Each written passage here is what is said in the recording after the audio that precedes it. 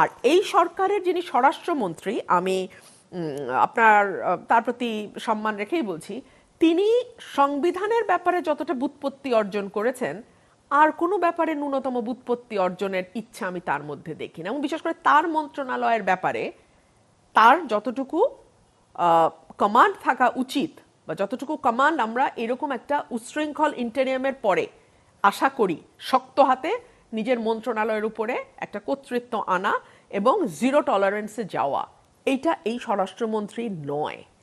উনি হচ্ছেন, আমার কাছে মনে হয় যে উনি মিডিয়ার সামনে কথা বলতে পছন্দ করেন, জ্যাক অফ অল ট্রেডস। এবং যেহেতু ওনাকে ডিফ্যাক্টো প্রাইম মিনিস্টার বলা হচ্ছে, এবং মোটামুটি নির্বাচনের 1 মাস পর থেকে উনি he is known as de facto prime minister.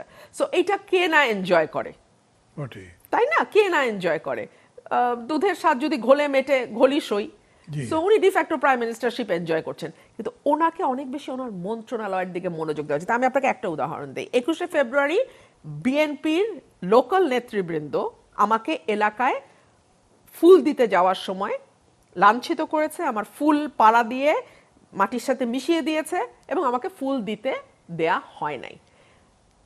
স্বরাষ্ট্রমন্ত্রীর যদি নিজের দপ্তরের প্রতিও মানে থাকতো, মানে কি বলবো ওটাকে, যে মানে নিজের দপ্তর ঠিক মতো চালানোরও যদি ইচ্ছা থাকতো, উনি দেন অ্যান্ড দেয়ার অ্যাকশনে যেত। এটা নট দ্যাট রুমিনকে ফেভার করা, এটা হচ্ছে নিজের দলকে ফেভার করা, নিজের গভর্নমেন্টকে ফেভার করা। আমার এলাকায় ব্রাহ্মণবাড়ি, আমি যেহেতু ব্রাহ্মণবাড়িয়াতেই থাকি, আমি সেই উদাহরণই আপনাকে দেই। 15-20 জনের একটা মিছিল বেরোয়েছে আওয়ামী লীগের, সবারই মাস্ক পরা, টুপি পরা, মুখ ঢাকা। বের করার কোনো সম্ভব না কে ছিল। 150 জনের নামে মামলা হয়েছে। বিএনপির নেতারা, লোকাল লিডাররা জেলায় জেলায় মামলা বাণিজ্য করছে, উপজেলায় উপজেলায় মামলা বাণিজ্য করছে 5 অগস্টের পর থেকে।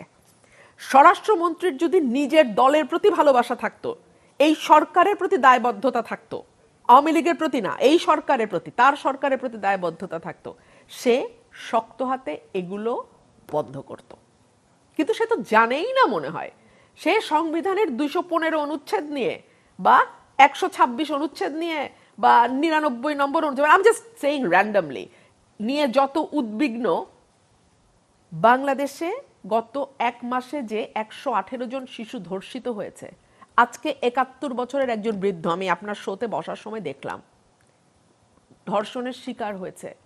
তাদেরকে বিচারের আওতায় আনা এবং বিচারের আগেই ক্রাইম কি করে কন্ট্রোল করা যায়, অপরাধ কি করে দমন করা যায়, prevention is always better than cure, সেই দিকে মনোযোগ দেওয়ার মতন সময়, ইচ্ছা, আগ্রহ, দায়বদ্ধতা, জবাবদিহিতা এই স্বরাষ্ট্রমন্ত্রীর নাই।